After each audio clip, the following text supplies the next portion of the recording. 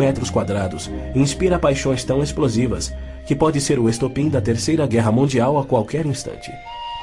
Foi ali que Abraão obedientemente construiu um altar e colocou sobre ele o seu filho Isaque, disposto a oferecê-lo como sacrifício a Deus. Mas Deus o impediu e proveu um carneiro para substituir a Isaque. 900 anos mais tarde, há cerca de 3.000 anos, o rei Davi comprou aquele terreno santo de Araúna, o Jebuseu, para poder edificar ali um altar a seu Deus. E foi ali que Salomão construiu o primeiro templo. Do templo judeu, destruído por 2 vezes, não resta nada.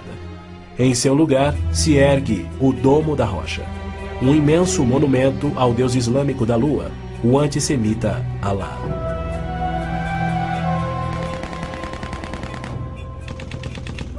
Em 1967, quando Israel capturou o leste de Jerusalém e junto com ele o Monte do Templo, isto parecia contradizer a profecia de Cristo de que Jerusalém seria pisoteada pelos gentios até a sua vinda. Mas, incrivelmente, Israel imediatamente devolveu o Monte do Templo aos cuidados do rei Hussein da Jordânia. Este, por sua vez, o confiou a Yasser Arafat e a sua OLP em 1994. Assim, o coração de Jerusalém está nas mãos de gentios e as nações dos gentios de todo o mundo exigem o controle. Uma das principais tensões no Oriente Médio, hoje em dia, é a questão do chamado povo palestino. A Organização de Libertação da Palestina, a OLP, liderada por Yasser Arafat desde 1969, alega representar os palestinos. A OLP declara: nosso conflito com o inimigo sionista não surge em função da demarcação de suas fronteiras, mas sim da própria existência de Israel. A OLP, como todos devem saber, é uma organização islâmica de terrorismo. Ela treinou as gangues de assassinos de Idi Amin, que mataram 300.000 cristãos negros em Uganda. Na verdade, a maioria das organizações terroristas em todo o mundo foram treinadas pela OLP. Arafat cometeu seu primeiro assassinato aos 20 anos. Sob sua liderança, a OLP se tornou a maior, a mais rica, a mais violenta e a mais sangrenta das organizações terroristas já conhecidas. Em 1970, a OLP tinha 55 bases na Jordânia, e seu terrorismo contínuo contra os civis jordanianos era tão maligno que o rei Hussein a atacou com suas tropas de beduínos, e após semanas de sangrentas batalhas, expulsou a OLP para o Líbano. Ali, a OLP aniquilou as cidades cristãs de Damur, Beit Malá, Tal Abbas e outras. A mídia fez vistas grossas ao seu reinado de terror no Líbano. A imprensa internacional foi ameaçada e se manteve em silêncio. Os que ousaram divulgar a verdade tiveram mortes brutais. Larry Buckman e Sean Turan, da TV ABC, Mark Trion, da rádio belga Livre, Robert Pfeffer, da revista Der Spiegel, e outros. Cerca de 300.000 civis libaneses foram mortos e mais de 100.000 das jovens sobreviventes foram engravidadas por estupros da OLP antes que Israel a expulsasse. Porém, novamente, Israel foi censurado. Ladies and gentlemen, Mr. Arafat, Chairman of the Executive Council of the Palestine Liberation Organization, His Excellency Yitzhak Rabin, Prime Minister of Israel, the President of the United States. Quaisquer tratados de paz com a OLP têm como propósito único enganar Israel. O modelo que os muçulmanos seguem hoje foi dado por Maomé. Em 628, ele firmou um tratado de paz de 10 anos com sua tribo Quraysh, em Meca. 2 anos mais tarde, ele atacou Meca, matando os homens e escravizando as mulheres e crianças. Arafat declarou publicamente: em nome de Alá, eu não considero o acordo de paz entre a OLP e Israel mais do que o acordo assinado entre nosso profeta Maomé e a tribo Quraysh. A paz para nós implica na destruição de Israel. O primeiro passo é fingir a paz para ganhar territórios dentro de Israel, de onde possa lançar sua destruição final. Por incrível que pareça, Arafat e seus assassinos da OLP têm sido eximidos e celebrizados pela mídia mundial. Este criminoso, impiedoso e sadista recebeu um prêmio Nobel da Paz e é honrado como campeão da justiça em prol do oprimido povo palestino. Palestinos? Nunca houve palestino, seja povo, nação, língua, cultura, religião ou economia. As alegações de serem descendentes de um povo palestino que supostamente habitou uma terra chamada Palestina por milhares de anos não passa de uma mentira intencional. A terra era chamada Canaã e era habitada por cananeus. E o que fora Canaã tornou-se a terra de Israel quando Deus a entregou ao seu povo. Porém, uma história revisada que oculta a verdade é promovida nas melhores enciclopédias e livros, incluindo publicações cristãs. Aqueles que hoje se denominam palestinos são árabes, por berço, língua, religião islâmica e cultura. A origem do termo Palestina provém dos filisteus, os arqui-inimigos do antigo Israel. Em 130 d.C., os romanos reconstruíram Jerusalém como uma cidade pagã, tendo um templo de Júpiter no lugar do templo judeu. Provocados à rebelião, 500 mil de judeus foram mortos e milhares escravizados. Os romanos, irados, renomearam a terra de Israel, batizando-a de Síria-Palestina. Assim surgiu o termo palestino. Dali em diante, os judeus que ali viviam foram chamados de palestinos. Na Segunda Guerra, o exército britânico tinha uma brigada palestina composta por voluntários judeus. A Orquestra Sinfônica da Palestina era de judeus, assim como o Palestine Post era um jornal de judeus. Em 1948, árabes fugidos de Israel começaram a alegar que eles eram os verdadeiros palestinos e que a terra de Israel sempre lhes pertencera. E a mídia mundial promove essa mentira. Mas a verdade é que em 1948 os árabes ocupavam meros 3% da Palestina, enquanto que a posse de Israel data de 4.000 anos de quando Abraão adquiriu a caverna Macpela em Hebrom. Ali Abraão sepultou sua esposa Sara, e ali estão enterrados Abraão, Isaque, Rebeca, Jacó e Lia. Em Hebrom, Davi foi coroado rei. É um lugar sagrado para os judeus e não tem nada a ver com os árabes ou com o Islã. E ainda assim os muçulmanos ignoram a presença contínua dos judeus por 3.000 anos e dizem que Hebrom é sua. Construíram uma mesquita e estão determinados a expulsar todos os residentes judeus. Há meio século, o mundo convive com o problema de centenas de milhares dos autodenominados refugiados palestinos da guerra pela independência em 1948. Em mais uma mentira típica, a mídia internacional acusa os judeus de impiedosamente desalojarem a população nativa. Mas, na verdade, foi o alto comando árabe que os instruiu por rádio a deixar rapidamente a Palestina enquanto eles massacrariam os judeus. Uns 350 mil fugiram. Muitos ficaram. Os que ficaram hoje são cidadãos israelenses e atualmente compõem uns 16% do eleitorado de Israel. A Jordânia anexou o território palestino designado pela ONU, expeliu todos os judeus, destruiu as sinagogas judaicas e renomeou de margem ocidental as terras conhecidas por Judeia e Samaria desde os tempos bíblicos. Apesar dos milhões de dólares em jazidas de petróleo e uma área terrestre 700 vezes maior do que a de Israel, as nações árabes se recusam a aceitar quaisquer refugiados de 48 e a dar-lhes vida normal.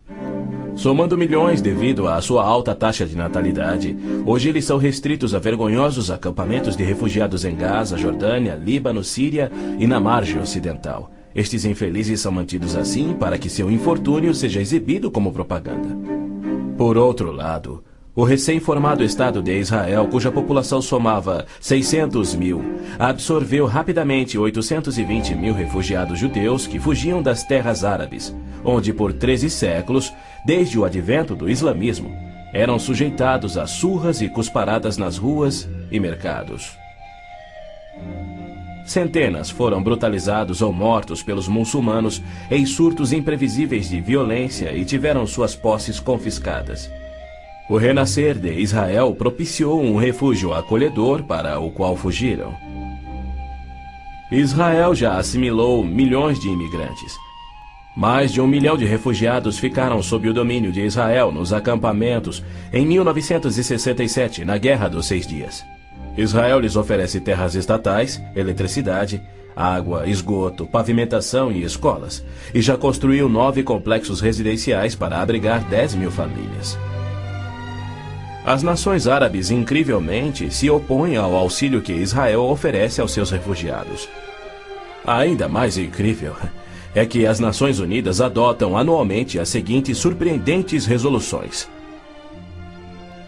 A Assembleia Geral exige que Israel desista da reintegração dos palestinos na faixa de Gaza. A Assembleia Geral conclama novamente a Israel para que se retraia de quaisquer ações destinadas à reintegração dos refugiados palestinos. Se formos analisar a história, Jerusalém sempre foi a capital de Israel e seus reis. Hoje em dia, cedia ao seu parlamento. Porém, embaixadas estrangeiras se situam em outros pontos. Segundo o ministro das Relações Exteriores do Vaticano, em visita a Israel em 98, a presença de Israel no lado oriental de Jerusalém constituía uma ocupação ilegal. Em março de 1999, Israel foi advertido que a União Europeia não reconhecia a sua soberania sobre Jerusalém. Numa bula papal do Jubileu de 2000, o Papa João Paulo II rejeitou novamente a soberania israelense sobre Jerusalém. Em fevereiro de 2000, o Vaticano assinou um acordo com a OLP, no qual se pedia garantias internacionais de que Jerusalém fosse mantida sob controle internacional. Os maiores inimigos de Israel são o Islã e o catolicismo romano. João Paulo II tem calorosamente recebido o fascínora Yasser Arafat diversas vezes, até mesmo quando estava no auge de sua carreira como um dos assassinos e criminosos mais notórios do mundo. É claro que João Paulo II tem piamente condenado o antissemitismo, como lhe cabe fazer. Porém, ele se limita a se desculpar por atos cometidos por filhos e filhas da Igreja. E ele nunca, jamais, admitiu que os judeus e evangélicos martirizados na Inquisição o foram por política oficial da Igreja e seus papas. Roma insiste até em nossos dias que os católicos e não os judeus são o povo escolhido por Deus. Por exemplo, em 1928, um decreto do Vaticano se referia aos judeus como povo anteriormente escolhido por Deus. Em 1965, o Segundo Concílio do Vaticano declarou: a Igreja constitui o novo povo de Deus. A Roma Católica se denomina a Cidade Santa, a Cidade de Deus, a Cidade Eterna, títulos que Deus deu a Jerusalém. O interessante é que, ao invés de repreender Arafat por sua paixão por aniquilar Israel e suas crenças islâmicas anticristãs, o Papa aceitou seu convite para estar com ele em Jerusalém, celebrando a quem chamou de o nosso Jesus Cristo, entre aspas. Nosso Jesus Cristo? Segundo Arafat, Jesus foi um palestino que lutava contra Israel por sua liberdade, e o Papa apenas sorriu e o abençoou.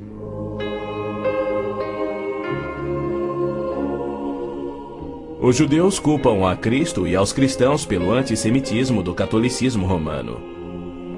Mas o catolicismo, com seu falso evangelho de obras, sacramentos, purgatório e indulgências, não representa o cristianismo bíblico. Nenhum cristão verdadeiro poderia ser antissemita.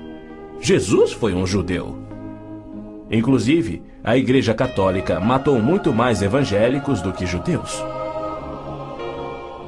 O Papa Inocêncio III massacrou por completo a cidade de Béziers, na França. Morreram cerca de 60 mil cristãos albigenses.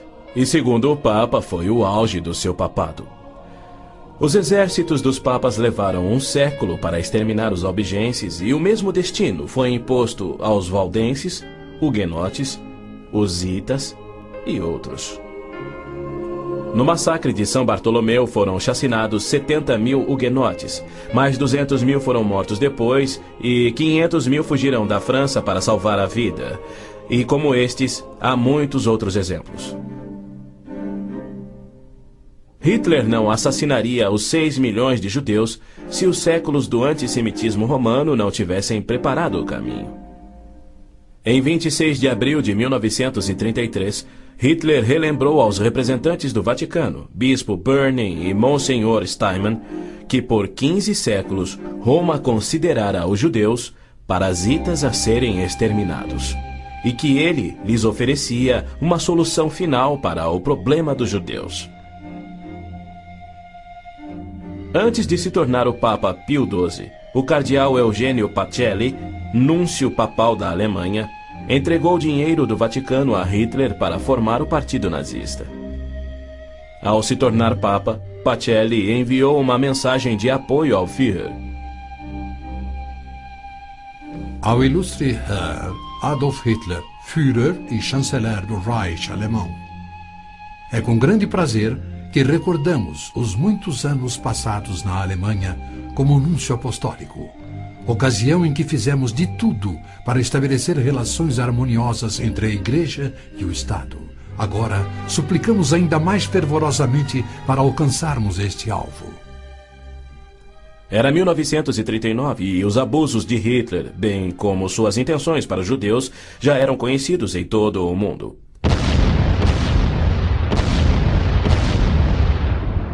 Foi em janeiro daquele ano que Hitler declarou que a guerra resultaria na, abre aspas, exterminação da raça judaica, fecha aspas. Die Völker noch einmal in einen Weltkrieg zu stürzen, dann wird das Ergebnis nicht der Sieg des Judentums sein, sondern die Vernichtung der jüdischen Rasse in Europa. Após 4 anos, em 22 de junho de 1943, enquanto pairava a fumaça de judeus incinerados nos céus da Europa, o Papa Pio XII, em contraposição à promessa de Deus, escreveu ao presidente Roosevelt tentando dissuadi-lo de tornar a Palestina em terra judia.